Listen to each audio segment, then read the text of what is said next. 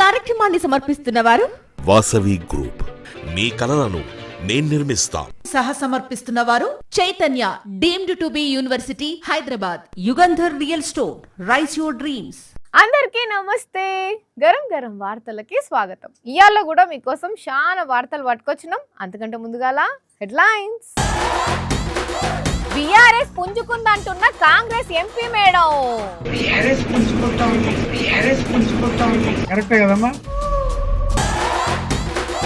వీరుకు ఎక్కువ రేటు తీసుకుంటున్నారని సీఎం కు కంప్లైంట్. మరి మన దగ్గర ఏంది చంద్రబాబు? தளபதி விஜய் சார், இதோட விலை வந்து 160 ரூபாய். చెట్టు మీద దయ్యం, పూల్ పొలగాండ్లకు భయం. వెరైటీ వంటలు చేస్తానంటున్న Vennela. Ice cream bajji, biscuit bajji, gulab jam burger, chocolate dosa, cone dosa.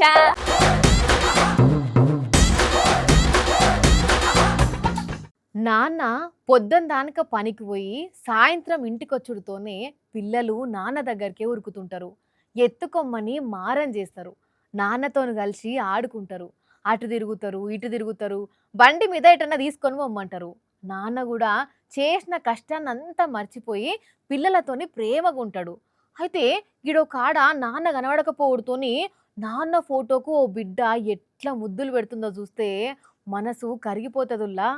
అయ్యో దేవుడా, నాన్న ఇక లేడు, నాన్న ఇక తిరిగి రాడు అని తెలవక ఈ బుడ్డోడు చూడుండ్రి నాన్న పొడవకు ఎట్లా ముద్దులు పెడుతున్నాడో. నాన్న చేపల వేట అయిపోయినాక రోజు ఇంటి ఖర్చుడితోనే పోయి ఆడుకుంటాడు కావచ్చు.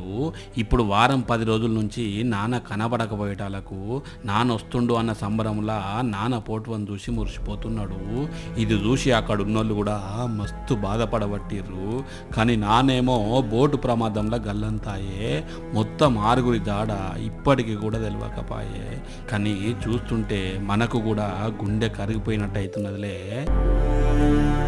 బోటు ప్రమాదం జరిగిన వెంటనే ప్రభుత్వం స్పందించుంటే ఈ బిడ్డకు నాన్న దూరం అయ్యే పరిస్థితి వచ్చేదే కాదు. ఇంతమంది ఇట్లా బాధపడేటోళ్ళు కాదు అనబట్టిర్రు బాధిత కుటుంబాలు. ఎవరైనా కూడా మా పార్టీనే బలంగా ఉన్నది అని చెప్తుంటారు. మేమే గెలుస్తాం అంటారు. ప్రతిపక్షాలకు అంత బలం లేదు అంటారు. కానీ అదేందో ఓ Congress party MP BRS party బలంగా ఉన్నది అంటున్నది. అవునుల్లా, నిజమే. బీఆర్ఎస్ పుంజుకుంటుందని స్వయంగా మేడం నోటితోనే చెప్పింది.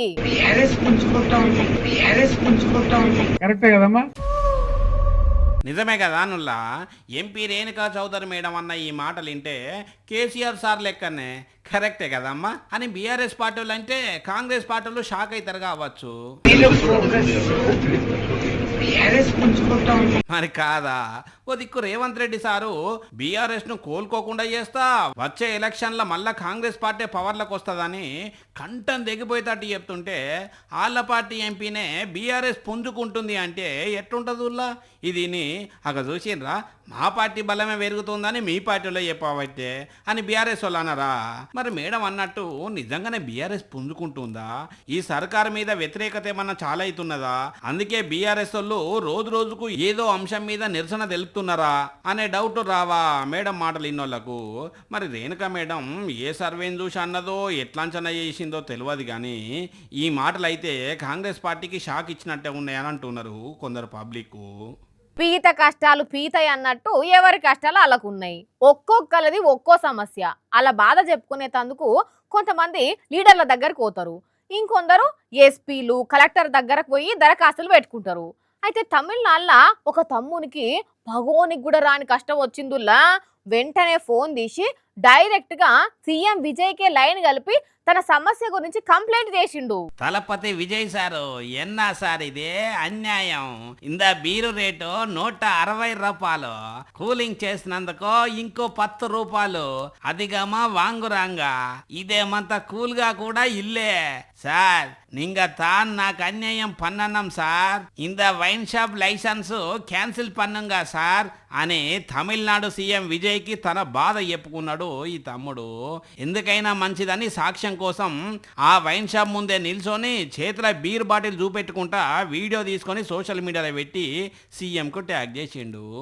தளபதி விஜய் சார், இதோட விலை வந்து 160 ரூபாய், 180 ரூபாய் எனக்கு 10 ரூபாய் எக்ஸ்ட்ரா எனக்கு கேட்டா கூலிங்கன்றாரு. கூலிங்கே இல்ல. இங்க பாருங்க, చల్లటి బీర్ తాగి జర్రంతా కూల్ అయిదాం అనుకుంటే కూలింగ్ లేని బీర్ అంటగట్టి 10 రూపాయలు ఎక్స్ట్రా వసూలు చేస్తున్నారనే బాధతోని డైరెక్ట్ గా సీఎం దృష్టికి తీసుకుపోయిండు. రాష్ట్రంలో ఎవరన్నా అవినీతికి పాల్పడితే కంప్లైంట్ చేయరని మొన్న సీఎం విజయ్ ప్రజలకు పిలుపునిచ్చిండు కదా. ఇంతకంటే పెద్ద అవినీతి ఏముంటదని ఫిర్యాదు చేసిండట ఈ తమ్ముడు. కానీ ఈ లెక్కన చూస్తే ఏపీలో ఎక్కడ చూసినా బెల్ట్ షాపులే దర్శనమిస్తున్నాయి. ఒక్కో కాడ మస్తు రేటు తీసుకుంటున్నారట ఎక్కువ. వైన్ షాపులలో కూడా 5-10 ఎక్కువనే వసూలు చేస్తున్నారని ఎన్ని వార్తలు రాలేదు. మరి ఇట్లా ఏపీలో కూడా కంప్లైంట్ చేస్తే చంద్రబాబు సార్ దగ్గరికి ఎన్ని కంప్లైంట్లు పోతాయో, ఇటు ఎంతమంది వీడియో తీయాల్సి ఉంటుందో కదా. అనుల్లా ఏమో చేసినా చేస్తారు కావచ్చేమో ఎవరన్నా. అదొక బడి. పొద్దున ఫస్ట్ బెల్ కొట్టే టైంకు పిల్లగాండ్లందరూ స్కూల్కి వచ్చిండ్రు. ప్రేయర్ అయిపోయి ఇక క్లాస్లకు పోయే టైంలా కథం ఒక్కసారి ఆగమాగం చేసుడు పెట్టిండ్రు. సినిమాల చిట్టి దయాలు చేసినట్టే చేసిండ్రు. ఒర్రుడు ఉరుకుడు పిచ్చి పిచ్చి చేసిర్రంతా. ఎందుకట్లా చేసిర్రు మరి? వాళ్ళు ఏదైనా నాటకమా, లేకుంటే పిల్లలకి ఏమన్నా అయిందా తెలియాలంటే వార్త చూడాలి. అమ్మనే పొలగల్లంతా దయ్యం పట్టినట్టే అరుస్తున్నారు. ఒక్కరు కాదు, ఇద్దరు కాదు, మళ్ళా చాలా మందే ఉన్నారు.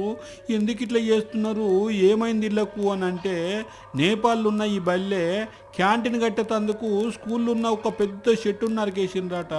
ఇక ఆ చెట్టు నరికిందని తెలిసిన వెంటనే పిల్లగాళ్ళు ఇట్లా ఏసుడు సురువు చేసిండ్రట. ఎవ్వరి మాట ఎవ్వరింట్లేరు. ఒక్కటే ఒర్రుడు. ఎంత ఆపినా ఆగుతలేరట. ఉరుకుతున్నారట, చేతులు ఊపుతున్నారట, ఏడుస్తున్నారట. అంత ఆగమాగం చేస్తున్నారట. ఇదంతా చూసిన అమ్మ నాయనలు మస్తు దడుచుకున్నారట.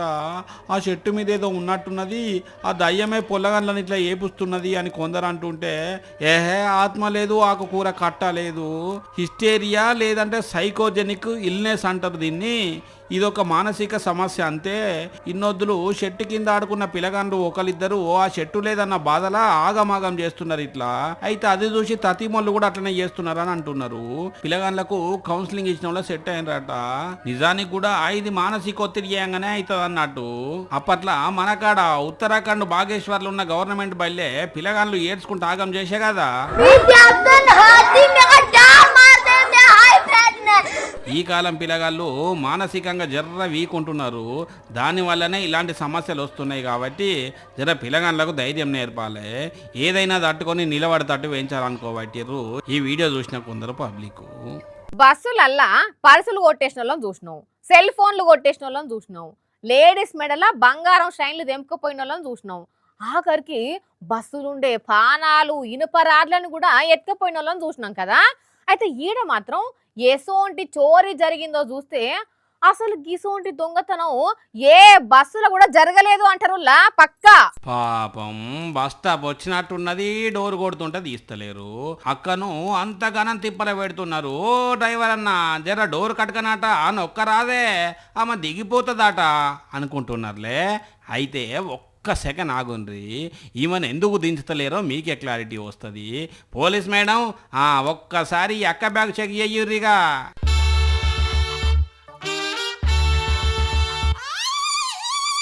ఈమె తెలివి తెల్లారా చూసిన రానుల్లా దొంగ తెలివితేటలతోనే కండక్టర్ బ్యాగ్నే కొట్టేసింది.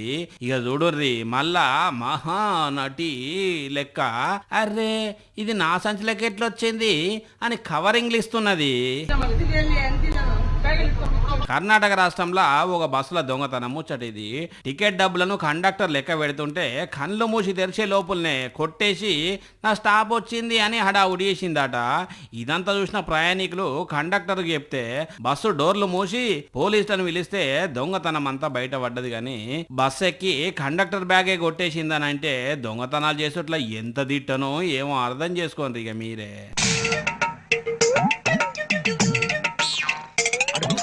అబ్బో ఇంట్లో ఇటున్న గంజ అటు పెట్టది, ఇప్పుడేమో ఏకంగా వంట చేస్తున్నది. ఓ వెన్నెలా ఏం చేస్తున్నావు? ఆకలి అవుతున్నది, రోజు తిన్నదే తిని మస్తు బోర్ కొడుతున్నది అక్క. అందుకే ఏదన్నా వెరైటీగా వండుదామని చూస్తున్నా. అబ్బో, ఏం వండబోతున్నావో మరి? ఇగో అక్క, ఈరోజు కొంచెం శాతనైతే లేదు, నోరు కూడా అంత సప్పగా చేదు ఉన్నది అక్క. ఏదన్నా నోటికి రుచిగా ఏం వండుదామా అని ఆలోచిస్తున్నా. అట్లయితే ఏదైనా స్పైసీగా చేసుకుంటే నయం కదా. మంచి ఐడియా ఇచ్చినవక్క. ఒక పని చేస్తా, గోళీలతోని గుడాలేసుకుంటా. గోళీలతోటి గుడాలా? ఎట్లాగో శాతం అయితే లేదు కాబట్టి ఆ గోళీలు వేసుకునే బదులు అదే గోళీలను మంచిగా ముక్కలుగా కట్ చేసి ఇంత ముక్కట్ల నూనె పోసి మంచిగా తాలింపు గింజలు ఇంత కొత్తిమీరాకు కళ్యామాకు ఉల్లిగడ్డలు వేసి ఆ గోళీలు వేసి గుడాలు వేసినాం అనుకో, అయ్యే పాయే తింటే కూడా మంచిగా ఉంటది. నా తెల్లే గట్ల తింటారా ఎవరన్నా? ఏమైతుంది అక్క, ఎట్లాగో వేసుకుంటే కడుపులోకి పోయేటి ఏనాయే. కాకపోతే వీటితోని కడుపు నిండదేమో కదా. ఒక పని చేస్తా అక్క, టానిక్ తోని బిర్యానీ చేసుకుంటా. బిర్యానీయా? ఎట్లాగో బిర్యానీ తిన్నాక టానిక్ వేసుకుంటాం కదా అక్క, ఆ బిర్యానీనే టానిక్ కలిపితే అయ్యే పాయే. ఇసలేసిందా పిల్ల నీకు? బిర్యానీలో టానిక్ కలుపుడేంది చండాలంగా? అబ్బా, కూల్ డ్రింక్ లో కోడిగుడ్డు కలపంగా లేంది, బిర్యానీలో టానిక్ కలిపితే తప్ప? కూల్ డ్రింక్ లో కోడిగుడ్డు కలిపిర్రా? అవును, చూడు కావాలంటే మస్తు సేల్ అవుతున్నది.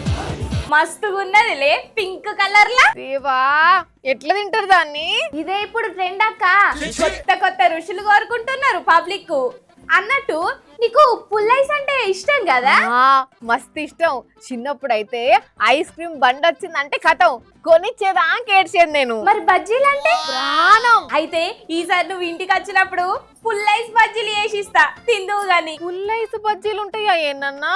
ఉంటాయి అక్క, కావాలంటే చూడొక పారి కట్ చేయంగానే క్రీము ఎట్లా కారుతుందో. గసొంటి అన్ని చూపిస్తావు పిల్ల. అరే, ఐస్ క్రీము తినేటిదేనాయే, శనగపిండి తినేటిదేనాయే, రెండు కలిపి బజ్జీ వేస్తే ఓ కారం వస్తుందా నీకు? వీటును నూనెలో కాల్చి తినుడేంది పైత్యం కాకుంటే? ఇంకా గివేం చూసినావు? Ice cream bajji, biscuit bajji, gulab jam burger, chocolate dosa, cone dosa. Cone ice cream తెలుసు గాని కోన్ దోశ ఏంది? ఇంకా షానున్నాయి, దాచా. అసలు గవేం కాంబినేషన్లు పాడే, ఏమేమో కలుపుతున్నారు అట్లా?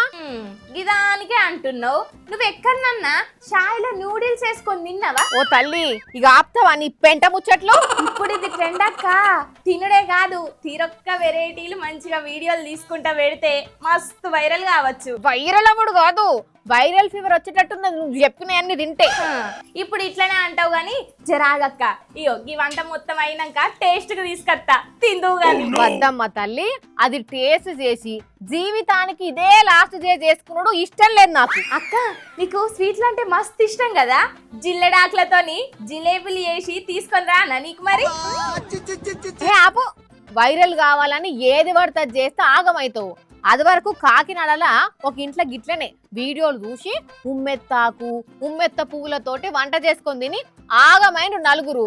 నువ్వు ఇప్పుడు అడ్డమైన అన్ని చేసి ఆగం చేయకు. ఏడికి నడిచేది, ఇంత వంట అయినాక తినేస్తా గాని నువ్వేమో. నేను ఓడు కాదు, నువ్వు దవాఖానకు పోకుండా చూసుకో. అన్నట్టు పబ్లిక్, మీరైతే కొత్తగా ఏదైనా తినాలన్న కోరిక కొద్దీ ఎవరో వీడియోలో చూపెట్టిన అన్ని చేసుక తిని ప్రాణం మీదకి తెచ్చుకోకుండ్రి పైలమ్మా. చూసిరు కదా, ఇవి ఇవాల్టి గరం వార్తలు. మళ్ళొచ్చే ఎపిసోడ్లో ఇంకిన్ని గరం వార్తలతో కలుద్దాం. మన టైం అయితే గుర్తుకున్నది కదా, రాత్రి 8:30కు, మళ్ళీ పొద్దుగాల 8:30కు. మర్చిపోకుండా చూడుండ్రి. టాటా.